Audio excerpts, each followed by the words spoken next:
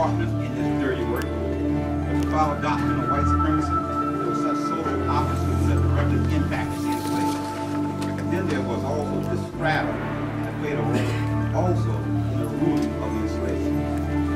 Between the majority slaves and minority slave owners, there existed a social strata composed of many sectors, lumped together under two titles, one being the freer people, African descent, and the poor whites. And this is a very, very important part of our presentation. So I got to read precisely what I'm talking about. Because Charles Desmond and his lieutenants had to carefully do almost like surgery in their planning, because there was a vacillating strata that existed. Some of them could be counted on.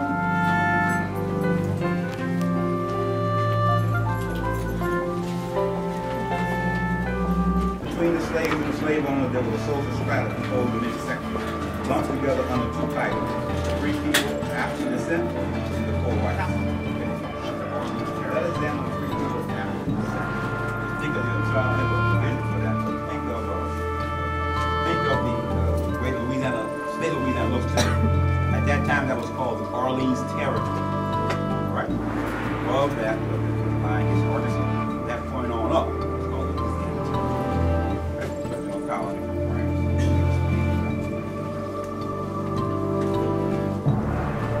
New Orleans was being ruled directly by the U.S. Congress. Louisiana would become a state the following year, 1812. Now, one prong of this attack means to go from plantation along the river, leading from St. John the Baptist Parish to New Orleans. At that time in history, there was no Jefferson Parish. So as soon as you hit Jefferson Parish today, that was the beginning of St. Charles Parish. So the first prong of attack would be, the idea was to go from plantation to plantation along the river, leading to St. John, New Orleans. They would slay the slave owners and assemble an army as they moved down the river. They would capture the city of New Orleans and make it the capital of the new republic. Their targets in New Orleans were to capture the Cabildo, to capture Fort St. Charles, where hundreds of weapons were housed, to capture Claiborne's residence, who was in charge, and the capture of the bank.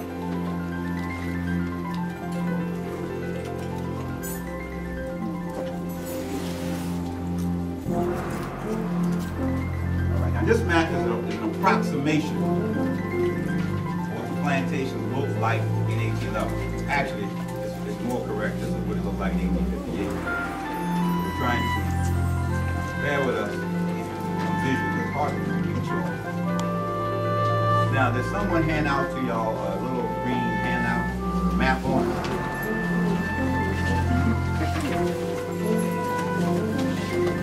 I want you to close the hand it out.